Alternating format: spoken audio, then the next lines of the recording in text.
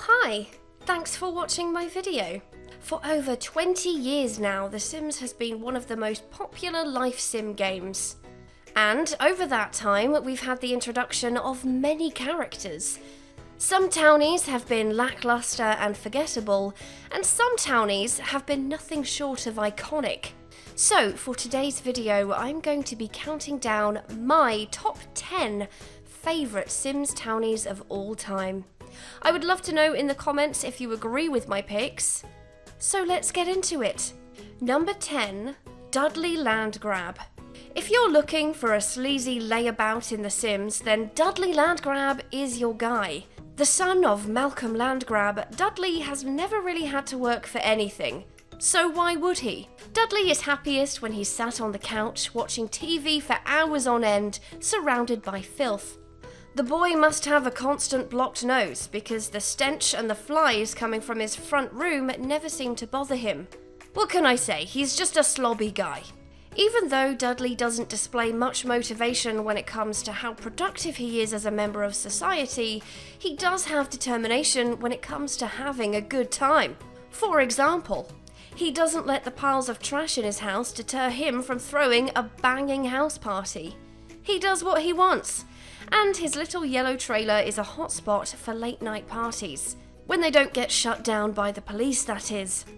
Dudley's place on the list, I feel, is quite self-explanatory. The guy's a legend, and he belongs here. Number 9, Bob and Betty Newby. This couple make the list mainly because of nostalgia. There's something quite comforting about this old-school 1950s themed pair. They are a great example of two people who stick together even though they may not be the most in-love couple. They live a fairly simple picket fence life together, and it also looks like they're quite good parents to their daughter Brandy. They even let her move back home with her partner and baby so they could get back on their feet. Even though Bob and Betty don't feature in many games, their family name is referenced in several games. There are characters in The Sims 1 on console with the same surname, and if you play the earlier console games like Bustin' Out, The Sims 2 or Castaway, you'll notice that all of your created Sims start with Newbie as their name before you change it. Number 8, Vlad. I'm not that into vampires, and Vlad's spot on the list doesn't actually have anything to do with him being a vampire. It's more because of his attitude.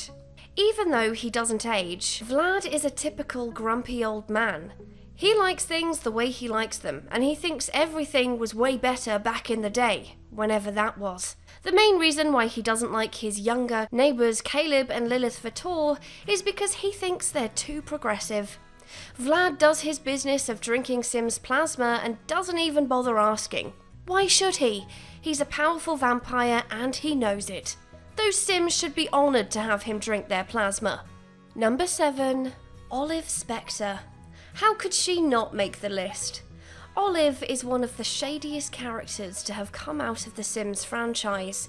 She's just very difficult to work out. Going by the death of her ex-husbands, it seems that she's pretty calm and calculated, with the game heavily suggesting that she was responsible for their demise.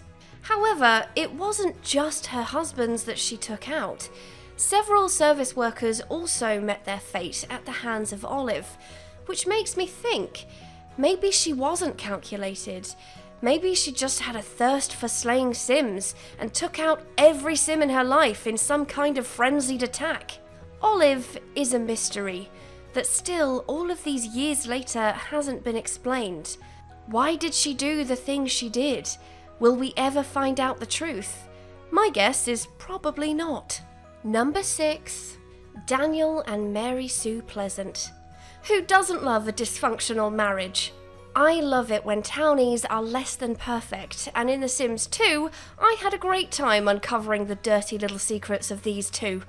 From the sordid affair to the woohoo frustration to the obvious favoritism they show towards one of their two daughters, the Pleasant family are about as dysfunctional as you can get in The Sims, and that's why they snag a spot on the list.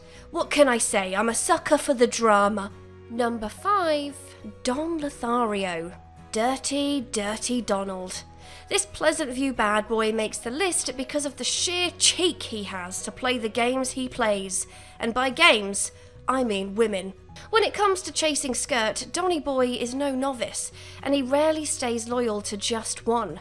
If he had his way, he would have made his way through every Pleasant View chick and her mother in less than a week. In fact, he actually tried that with his fiancée Cassie's mum Bella before she was abducted by aliens. Don is, in my opinion, an essential type of character to have in a game like The Sims. He is a walking stereotype, mainly because at some point we've all seen another Don Lothario in movies, or maybe we've met one in real life. And if that isn't enough to get him a spot on the list, I don't know what is. Number 4. Agnes Crumplebottom. Nothing quite prepares you for your first encounter with the Crumplebottom, another timeless character from the Sims franchise. If you had 2 Sims on a hot date out on the town, it could be ruined within seconds if old Agnes turns up, handbag at the ready to clobber any Sim who has the nerve to show any PDA. The thing I like most about Agnes is that her story was told over time. Our first impression of her was simply that she was a bitter old woman who attacked any Sim showing affection to another in public. It wasn't until almost 10 years after the first Sims game came out that we learned about her tragic past. The Sims 3 told the story of her previous loves and her hopes and dreams of having a family of her own, something we know was never given to her. And it helps to explain why she is the way she is in the earlier games. Agnes has layers, man. She's like a frail yet aggressive onion. Brandy Broke takes 3rd place in the top 10. I mean, really, she only ranks this highly because of her circumstances. She's the toughest Sim to play as in The Sims 2 because of her predicament. Single mum of 3 kids, struggling to pay the bills and dealing with a rebellious teenager with bad grades. Life isn't easy for poor Brandy Broke. Despite being poor as shit, she still does have a rich family history, with the OG Newbury family as her parents, and the Sims 3 Simovich family as her grandparents. Brandy may only feature in The Sims 2, but she has family in every game. In 2nd place, we have Bella Goth. Obviously, Bella Goth had to be close to the top, mainly because of her rich storyline in The Sims 2 and her prominence in every Sims game, being one of the few townies to have stayed solidly in the mix since The Sims 1 just goes to show how iconic her character is. Not only is Bella Goth the townie with the biggest storyline, not only was she one of the few townies carried over from the original Sims 1, but she is also a part of the family that stands out the most. Even without the storyline, the Goth family in their own right are very memorable, having their own distinct style that stands out from all of the other townies in every game. From the Gothic aesthetic of their home and clothes, to the family graveyard they keep on their lot, there is a lot to be intrigued about when it comes to the Goth family. I'm not going to go into detail about her story because that's an entire video by itself, which I have made. So if you want to know Bella's story, I'll link that video in the white box at the top of the screen now. But if Bella Goth is in 2nd place, who has the top spot? Mimi Landgrab does. So putting Mimi above Bella Goth is a bit controversial, I know, but what Mimi lacks in comparison to Bella's storyline, she more than makes up for with her personality. I just think Mimi Landgrab is the best pre-made townie the Sims team have ever come up with. She features in The Sims 1 on console, The Sims Bustin' Out, and her name is brought up in The Sims 2. She was born into privilege by the filthy rich Malcolm Landgrab, and her demanding, sassy, and entitled personality reflects that. Mimi has no respect for anyone. She will throw house parties every night and think nothing about trashing your house. She'll even expect you to clean it up the morning after. In both early console games, Mimi flat out refuses to do any cleaning, and she also refuses to build any skills of her own. I guess she figured she doesn't need skills to get what she wants. Throughout the earlier games, Mimi has had jobs though, although it's kind of difficult to tell why.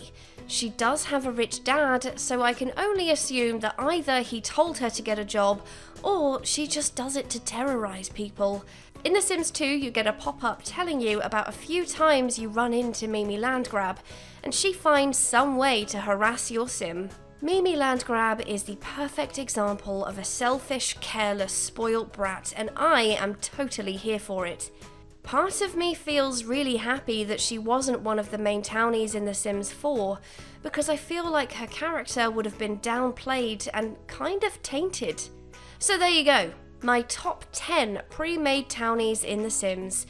Which one is your favourite? I'd love to know in the comments. The top part of my list I feel like was pretty female heavy. I guess when it comes to personality in The Sims, the ladies just delivered. But for now, that's it from me.